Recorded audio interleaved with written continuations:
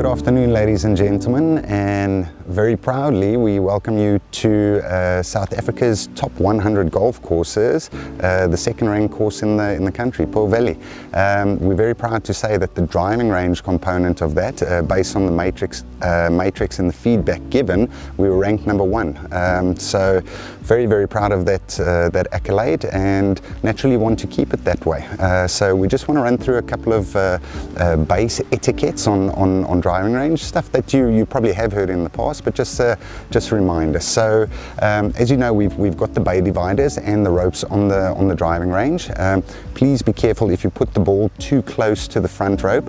We have seen potential injuries in the past. So there is a low point in the swing, so when the club does move through and hits the rope, it could lead to injury on the wrist. So as we all know, a normal warm-up session actually starts with a shorter club, a pitching wedge or a sand wedge or a gap wedge, and naturally these clubs take bigger divots. So even though it's a great way to warm up, we ask as a reminder that we keep a divot line or a divot tray just in a straight line back. This is just going to assist us with the grass growing back quicker. So instead of hitting scattered divots or big patches of divots, let's just keep those lines nice and neat and tidy. You can keep a little space of grass in between your second tray or divot line on the way back, and so doing we'll look after the range together.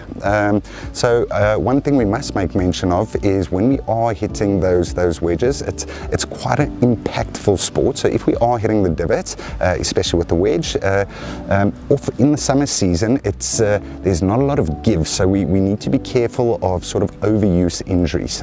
So if we keep sort of banging the club into the ground and hitting these big sods out, it's actually dangerous for the body itself. So bear that in mind. We'd rather see you get a great feeling, shallow out that divot, achieve and leave. Once you've got a good feeling, we can progress to the mid irons and the longer club. Feel free to even hit off a little tee, just to get the feeling of how you're syncing up the arm swing with the body swing. A lot of top end players worldwide would much rather be in a shallower angle of attack with great body movement than sort of digging turf as much as what sometimes does happen.